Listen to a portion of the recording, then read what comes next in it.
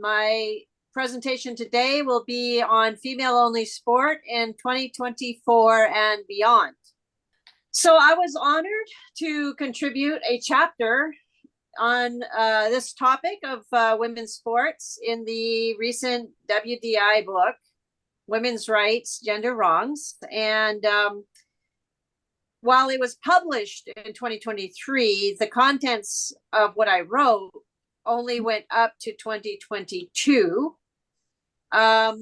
So what I'd like to do in this presentation is briefly review, for those of you who might not have read the chapter, briefly review some of the absurdities I covered in the chapter, and then go on to discuss developments since.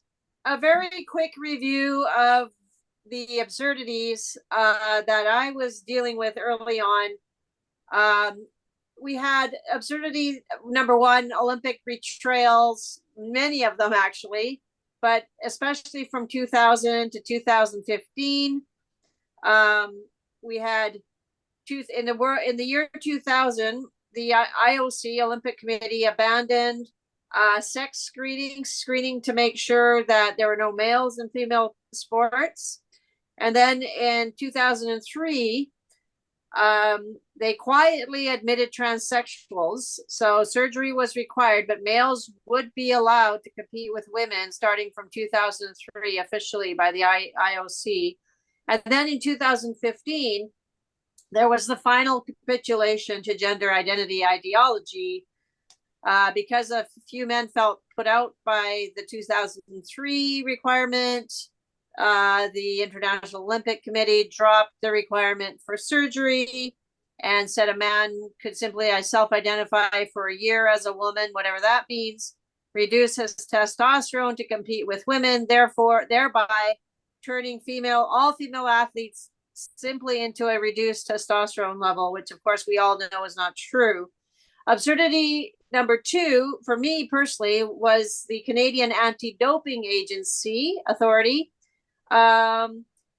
became the cheaters themselves. I was president of my provincial track and field association. I went to a national meeting, and I was hit with the absurdity in 2018 that suddenly the Canadian government wanted they were pushing men into women's sports, which is 10 times worse than female doping or the traditional, like the East Germans were doing in sport. So essentially, they were advocating, the anti-cheating agency was advocating for a new way to cheat in sport. Absurdity number three was the one where World Rugby made a new rule. They hurt men's feelings, and I'll explain what that means. In 2020, World Rugby undertook a thorough review. All sides came to the table, and this was just before COVID lockdown. And there was all of the evidence was reviewed, and it was very obvious that there's a 30% increase, at least 30% increase in risk of a female player sustaining injury to head, neck, or spine if there's a male player on the field. So they had no choice but to establish female-only policy for international rugby. But of course, due to men's hurt feelings, they were compelled to leave it up to the individual rugby unions of each country to have their own policies. And true to form, Rugby Canada and Rugby Australia and others chose gender self-ID as the eligibility and not biological sex. And then absurdity number four was the Olympic cowardice, where they were just embarrassed. Basically, the Tokyo Olympics, we had Laurel Hubbard weightlifting in the women's. The whole world saw the ludicrousness of this. The IOC was embarrassed. The IOC was forced to do another, consultation. Our colleague in Australia, Kath Deves, asked if women could be included this time in 2021 in the consultation for the eligibility. The IOC said, no, women can't be at the table. They only consulted with trans activists. And sure enough, the new framework was even worse than anything else. The new 2021 framework, literally, the international, imagine this, after all the record books showing the difference between males and females, the IOC had the audacity to say that there should be a no presumption of disproportionate competitive advantage between males and females, according to them. But then in the world of sport, every individual sport could make their own rules. Therefore, they kind of kicked the can down the road to other sports to make the decision. And then the fifth absurdity, as we all saw, was the NC2A insanity in 2022, just as IOC was announcing in November 2021 their stupid disproportionate competitive advantage stance. Suddenly came Leah Thomas into the NC2A races, and we know how that ended up. In 2022, Leah Thomas won national championships for women in the United States. And of course, that sparked the ascendancy of icons women's sports, Riley Gaines. It all came from that moment, which was great in the sense that more women stepped up. But the point here, and I'll just finish this review, the point is the key feature was women were never once consulted.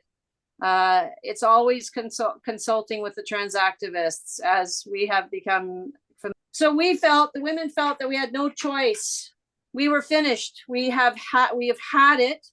We realized that there had to be a unified voice for female athletes globally, for better representation at the table, if there were to be further communications and consultation in the future on eligibility policy. So women from 10 countries got together, the different sports advocacy groups like Fair Play for Women, Save Women's Sports. In Canada, we had the COSBAR group. So basically, women from 10 countries and their organizations formed an umbrella group called the International Consortium on Female Sport. So it was to serve as the key international lobby group to advocate for the preservation of the female sports category. You could have many other categories. There has to be at least one category in each sport that is female only. And our founding principle is fairness and safety for female athletes in sport is ensured by having a dedicated category for those born female. That's it. That's what we all agree on. So here are the countries that where we have members from these countries on the umbrella group: ICFS, USA, UK, Spain, Canada, France, Australia, New Zealand, Mexico, El Salvador, and Ireland. And as you can see from Article 7, the ICFS mandate aligns perfectly with the WDI. I want you to note that in the next few slides, to illustrate the nature of our advocacy and tell the story about I want to tell the story about some of the progress we've made as a group. I think ultimately what I think we want to emphasize here is the theme is writing letters. We have to write, advocate. Every success to be discussed in the next few slides began with a letter from our association to key leaders. And so let's go into the illustration of some of the things that have happened. The first case we took on was powerlifter April Hutchinson in Canada. The ICFS was contacted, and there was Anne Andres, this male who was competing in the female category, and April Hutchinson, which you can see down in the lower left. She had a Zoom call with us and asked for help. So if you can see us in that one group photo, we went to the national championships in Canada. This was a thing happening in Canada. We went to the Canadian Championship, did a little protest for the as ICFS group, and we wrote letters, and we finally, so that was February of 2023, a month after we launched in January of 2023. And by August 2023, we had convinced the International Powerlifting Federation at the world level that males should not be able to compete. They sort of fudged again with just saying males had to lower their testosterone, but at least they were trying to safeguard somehow. But yet the Canadian policy insisted that trans athletes should be able to participate in the gender with which they identify. Eventually, the IPF has strong-armed the Canadian, the CPU, into accepting the global policy at national level. Nevertheless, despite April doing the service of for all women, speaking out, she ended up with a suspension from the CPU anyway. Went from 2-year suspension to 1, and that was terrible for April. And she's been serving her sentence for speaking up for women, which, you know, I admire her so much. And here she's been on many podcasts. Here she is with Megan Kelly. She's just been a superstar for Canada, for Canadian women in sport. The only athlete on Team Canada speaking out, which was amazing. And another case was, we did write in January of 2023, we wrote to World Athletics, not that we were the only ones that influenced this, but by March 2023, as everybody might recall, Lord Seb Coe, who's the president of World Athletics, made the announcement that there should be no male inclusion post-puberty in elite women's track and field. But then he said post-puberty. So now, you know, for the little girls that are coming up from the grassroots, in many countries, including in Canada, Athletics Canada is still trying to say from 14 years of age below, boys should be able to self-identify into girls' sports. And so I'll say a little more about that later. But so we have this mix where you have, just as we saw in rugby, you have a governing body saying no men in the elite women's sports, but they throw the little girls under the bus. And then another case was the international cycling, the UCI, Union Cycliste Internationale. We wrote a letter to them in May of 2023. And there was a lot of pressure from different sources, a lot of pressure. And by July 2023, the union, UCI, limited transgender involvement. In fact, it said athletes who have transitioned after male puberty, there it is again, were prohibited from participating in women's international races. And just to illustrate the the vile pushback from men's hurt feelings, we have Veronica Ivy, which is formerly Rachel McKinnon of Canada. Just after that ruling, you can read there, fuck UCI, buckle up, bitches. I hope the UCI is ready for the smoke. It's time to race. Just try to stop me. This isn't makeup, MFers. It's war paint. So this is a kind of invective that trans activists constantly come back with, but as we all know that to be the case, just ridiculous. As if like harsh language is going to somehow get Veronica Ivy into a race with women when there's a policy like this. But, you know, anyway, it's all posturing. And I guess the fourth and last example, and there's been many more examples of things we've been doing, but in the most recent case, this June 2024 is the Our Bodies, Our Sport USA bus tour to advocate for Title IX. You can see Martina there speaking at an event out west. It was a fantastic thing where female advocates like Riley Gaines and Martina and many others took to the bus. They did rallies in different cities across the United States to impact legislation to protect and actually to push back against President Biden's rewriting of Title IX. I would like to point out that while ICFS has contributed as a supporting sponsor for the bus tours, so has WDI. We're there amongst the list of sponsors for this event. Always very proud and happy to serve on the right alongside WDI in the promotion and advocacy for fairness and safety in women's sports. You know, there has been quite a bit of progress in the United States. You can see that it's 26 states have been pushing back against turning sex into gender identity in Title IX legislation that Biden tried to do. And I believe yesterday New Hampshire joined, so the 27th state to push back. So very slowly, the states, the United States are pushing back, in a very effective way with legislation to protect female athletes and women's sports. Now there is a lot going on. It's really difficult for even someone like myself to keep up on all of the developments. So what is the solution? Through this time of advocacy, I think we are learning that we have to engage at all three levels at the same time. There's the local, provincial, regional levels. And so I've been able to, for example, in Canada, engage with the premiers of provinces. There's the national level. Last year in 2023, I was able to put a sex-based rights clause in the Conservative Party of Canada. And of course, at the international level, this is where WDI and our partners can be extremely effective. And one of the things that's been happening within the last week or two is this thing with, just as an example, Alexandra Zanthaki.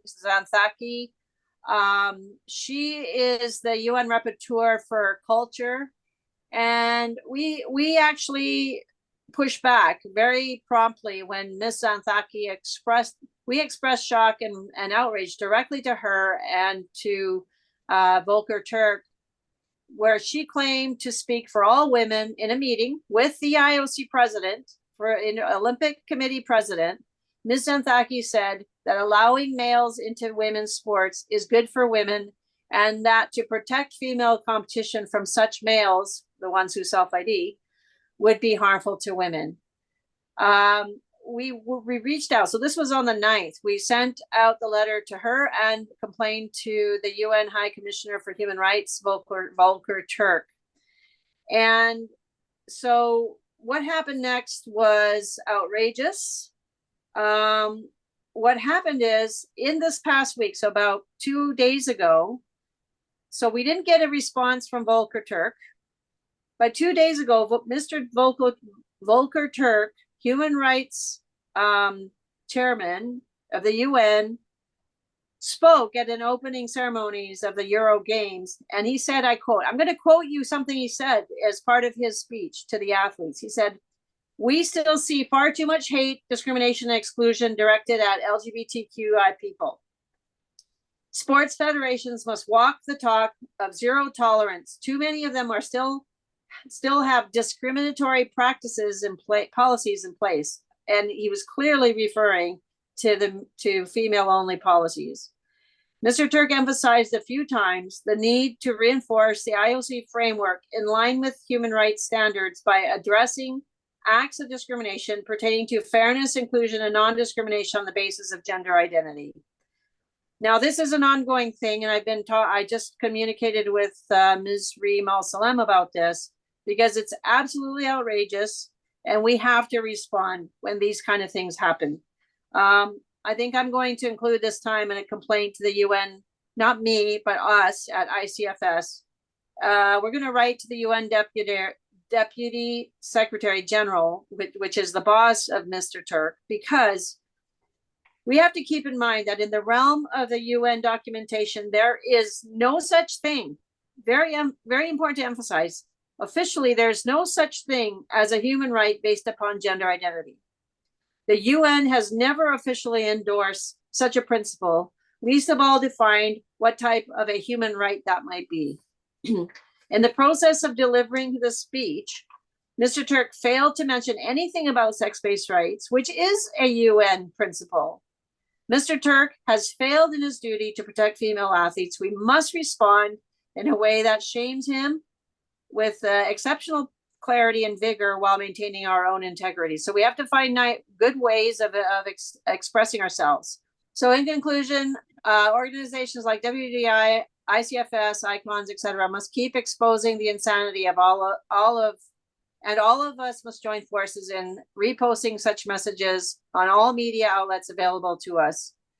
If there's a requirement, we have to have a global strategy for writing letters. This Al-Salem has said women's groups don't write enough letters, and we need to do it. So thank you very much.